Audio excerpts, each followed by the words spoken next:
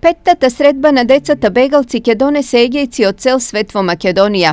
До 22 јули повеќе градови во државата, меѓу кои Штип, ќе бидат домакини на низа активности поврзани со голготата на македонците од Егејско.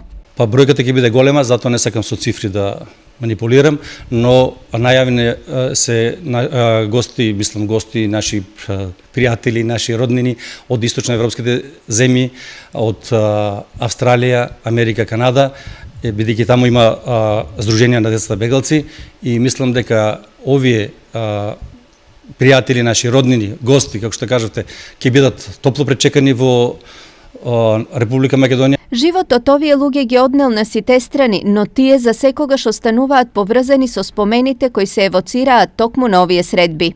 Суштината на овие средби е повторно да се видиме, бидејќи, како што кажав, луѓето се во одминати години да размениме мислења, да си кажат, како што кажав, ние сепак сме помлади нивни потомци, за детството, за прогонетоста, за местата, домовите каде што биле присутни, каде се запознале, каде се родиле многу љубови, каде пријателства, каде се нашле многу роднини после толку години. Штип ќе биде домакин на завршната манифестација, голем пикник кој ќе се одржи на манастирот Свети Пантелејмон во Брест. Подготовките таму траат со раководството од црковниот одбор, стално сме во контакт и мислам дека на 21 јули сите гости, сите пријатели од целиот свет ќе бидат добро пречекани на пикникот.